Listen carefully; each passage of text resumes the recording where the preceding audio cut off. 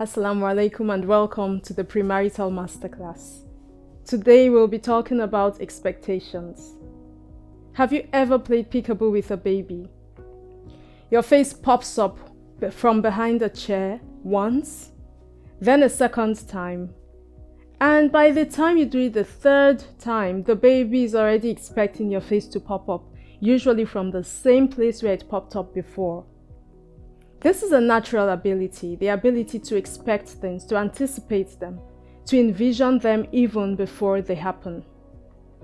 It's a natural thing, and it's also a beautiful thing, because it makes us able to think ahead, plan ahead, think of consequences, and thereby make decisions. It gives us hope and motivation because we can picture the outcome and we can then strive towards it. It could also be a hindrance. When our reality, when the results that we're expecting doesn't happen, when our reality falls below our expectations, we experience disappointment.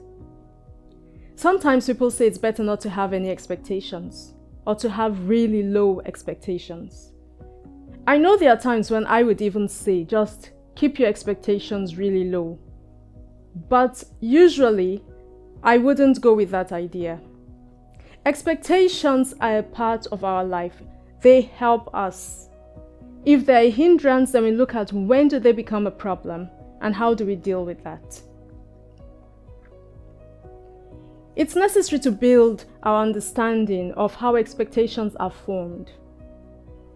Expectations are made up from the raw materials of the things that we experience, the things that we see, the things that we've been told. We put this together, then we build up a vision of what the future will be. Your senses receive information, your minds experience emotions, and formulate ideas and images. Like a mother attached to her newborn baby, we become attached to the images we form in our minds. We come to believe that things will turn out the way we've imagined them. Yet, there is a lot about the future that we cannot predict. To have the humility to accept that we can't determine certain things in the future, that there are some things we cannot anticipate and we cannot control, actually helps us deal with the feelings of disappointment that follow the failure of our expectations. What kind of expectations should we have? Because as I said, it's a gift.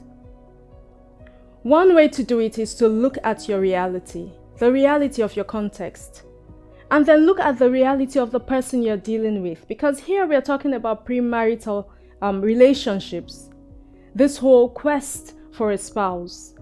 So look at your context, look at the other person's context, and then say what kind of expectation would match what is real for us.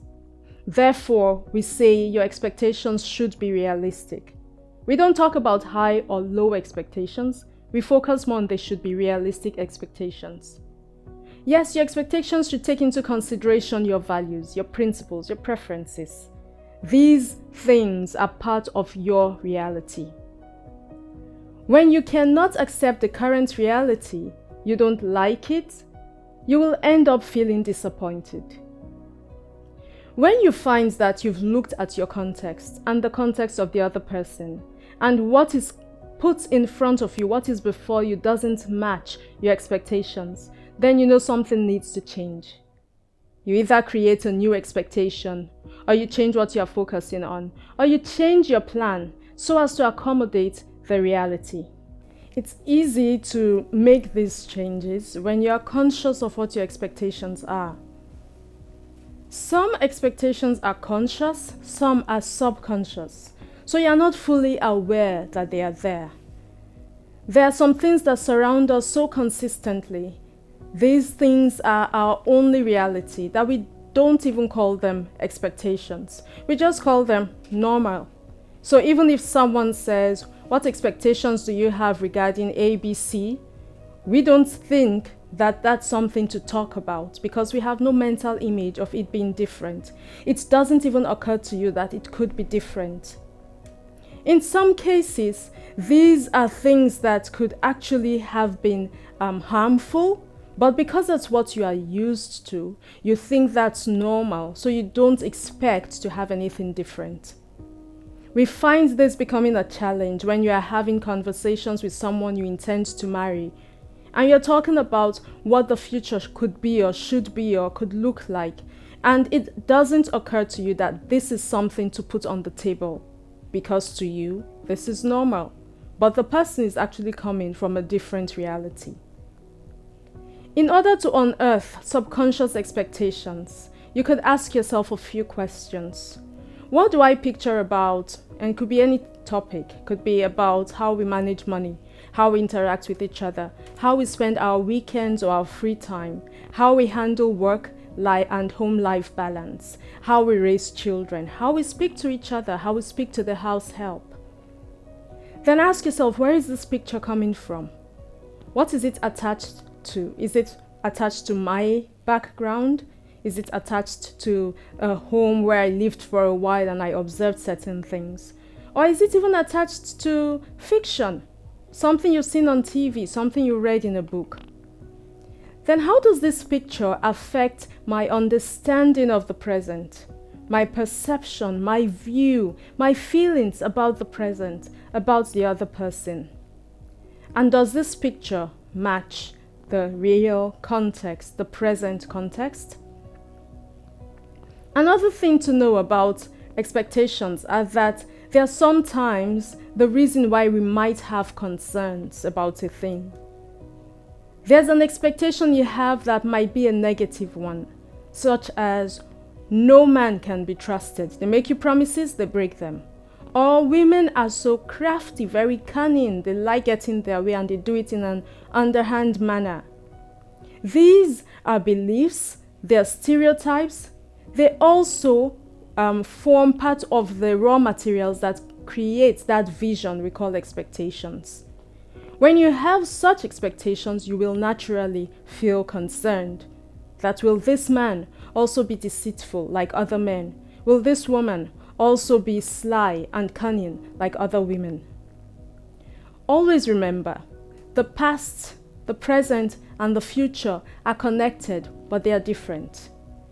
And one might affect the other, but not 100%. There are changes that can be made as you shift from the past to the present to the future. There are some choices you can make about what to bring from the past into your present and what to maintain in your present so that it's part of your future. Observe reality. Consider your principles, your values, your needs. Create a vision based on that. Pray hard and work towards it. Think about who you are as a person. Think about who the other person is, this person you're considering for marriage. If you haven't met such a person, think about those non-negotiables, those absolutely must-haves, and those absolutely, definitely cannot live with factors that we talked about yesterday. When you base your expectation on things like this, you are developing a realistic expectation of your future spouse and your future marriage, inshallah.